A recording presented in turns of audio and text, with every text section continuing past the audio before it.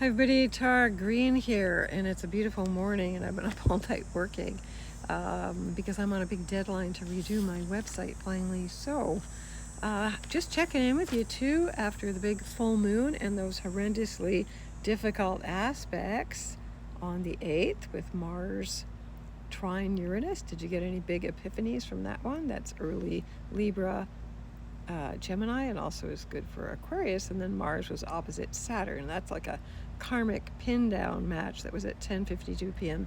Eastern Daylight Time. Then Mars opposed Neptune, where we all go into La La Land. That was on the 9th at 6:13 p.m. The full moon was earlier in the day at 3:55 a.m. at 17 degrees of Pisces. Then on the 10th, just to recap here, Mars trine Pluto. That's a lot of power. Again, Bitcoin did go up on that one. It's reached at all-time highs this morning. I think it was up to 122 actually. That was at 8:29 a.m. Also, Bitcoin tends to rise on a full moon. So now, after going through the hard stuff, there was these other really great aspects going on, and this is what I'm saying. This is what you really want to manifest on. Now, Mercury also stations direct. It's already done so actually today at 3:30 a.m. So when a planet, any planet stations or stops, puts the brakes on to turn whatever direction from retrograde to direct or direct to retrograde, it's at its most powerful, actually. I think people don't talk about this enough. Again, real astrology goes into more depth so you can understand how it works. So Mercury's been backwards, as we all know. I find that Mercury retrogrades are more or less effective depending on what sign they're in. So this one was in Leo. Really kind of stopping you to reflect on heart matters, right? On your willpower, on the power that you have to creatively express yourself. So as Mercury stations direct today, it doesn't really move in the sky, so it is at its most powerful. And then it'll take it a while to retrace its retrograde turnabout period. Now, the good stuff, the stuff that you all want, one of the best days of the year is today on the 11th in Pacific Daylight Time, 10:30 p.m., when Venus, the goddess of love, beauty, harmony, the arts, luxury, romance, she's the goddess of love and war, meets Jupiter in Cancer, where Jupiter is exalted at 14 degrees of Cancer. That is conjunct Sirius. So this would, if you're going to talk about any benefits to Sirius, it's this.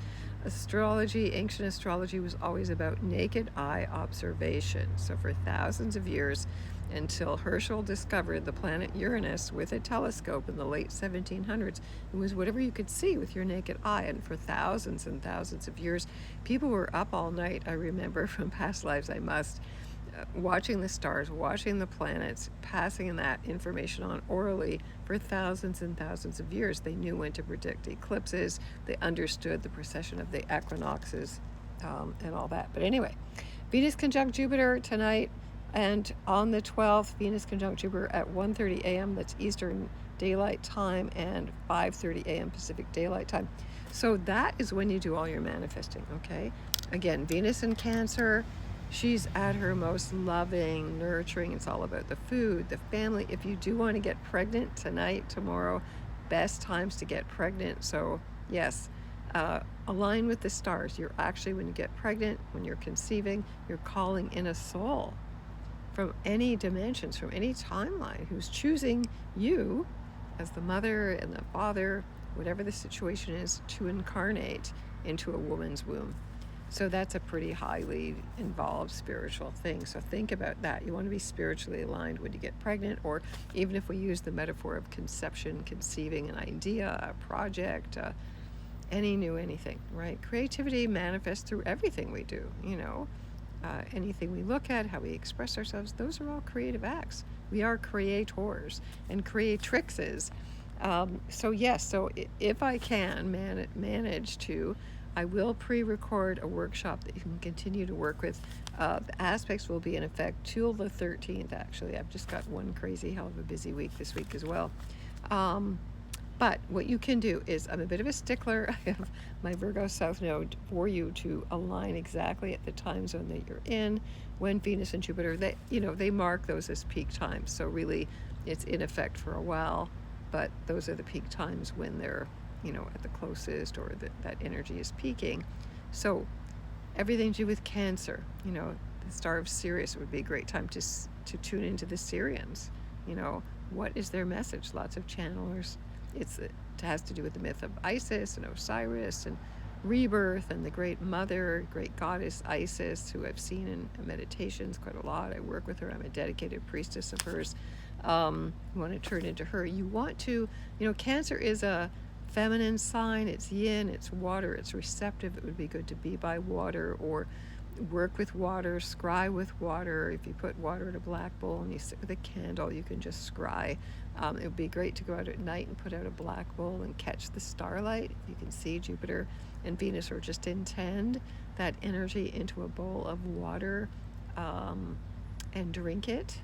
You will take it. I'm going to make a ritual. I'm going to make a tincture at least, which I have a whole house full of these things actually, back from 1111, the original 1111 actually. And to make a tincture, and you can use that. You can use attributes for Jupiter. Anything that starts with Ju relates to Jupiter. So junipers, cedar plants. My whole front yard is actually trees dedicated to Jupiter. Venus's symbol is the rose, so I would definitely put some rose petals into some water, or buy yourself some roses and really make a dedication to Isis, to the great mother, to the great goddess, to the great mother of us all, to heal all the children, all of your inner child wounds. Jupiter is the great benefactor. I mean, they're both the greatest. Jupiter is the great benefactor and Venus is the lesser benefactor, you know. But anyway, think about Venus, take a big ritual bath, put some rose oil in it, go through a rebirth. You know, Cancer is the womb, it's the memories, it's the storehouse, it's your matrilineal lineage. So any woundings, or any, if you weren't with your mother, if you had a difficult relationship with your mom, you can do some healing work around that on this. You can tune into your ancestors. That's what Jupiter represents. Jupiter represents higher spiritual law. There's man-made law, which would be Saturn in a way, and Jupiter is master teachers. So if you want to tune into the master teachers with a message of love, of benevolence, you know, Jupiter rules Sagittarius and it rules Pisces. So again, those signs get benefits, as do Scorpio, because it's water, big grand water trine. There's also a big grand air trine going on. So the air water, that could be a 6-pointed star forming in the sky, although Jupiter and Venus are meeting right in the middle degrees, which is like the peak of the wave of the sign. So I would really tune in, meditate, give gratitude, see yourself conceiving a new love affair, a new job, a new emotional wealth. You know, Jupiter's wealth benefits higher education, higher mind, serving the collective, justice, higher justice. You know, because man-made laws are pretty messed up, but karmic justice, higher justice is really important. That's, you know, tied to the ancient Egyptian systems too. So yes, bless yourself, cleanse yourself. It would be good to do a water fast if you could. You know, water your plants. You know, visualize water pouring onto the world. You know, Aquarius is the water bearer, so there we can tie that in too. So visualize the highest conscious justice, truth, honesty. That's all Jupiter ruling Sagittarius. Spiritual compassion. That's Jupiter ruling Pisces. And love. It's very Christian. The great mother's love outpouring onto the world and to you. So blessing yourself, blessing the world, you know, taking all that in. It's not about manifesting. I made a big speech yesterday about you want to be unmanifesting, not manifesting to be honest, true. You know, manifesting too much material stuff is dragging you down into the earth plane, into the devil's work. And you want to uplift, and that's Jupiter. Optimism, you know, no matter even if the world seems like it's going to hell, Jupiter brings optimism, right? So Jupiter's the big cheerleader of the zodiac. Venus in Cancer, she's going to take care of you. She's going to tuck you in. It's all cuddly. Get out your old cuddly toys. Nurture the children. Remember yourself as an inner child. Give yourself all the love, all the justice, all the opportunities that you can on this aspect. So sending you many blessings of the day. If you want to get in touch with me, I'm at taratarot.com. All right, so enjoy this day. I know it's very hot, lots of places it's drought, so the water would be nice if it rained. You could do some rain dancing too to put out the fires all over Canada.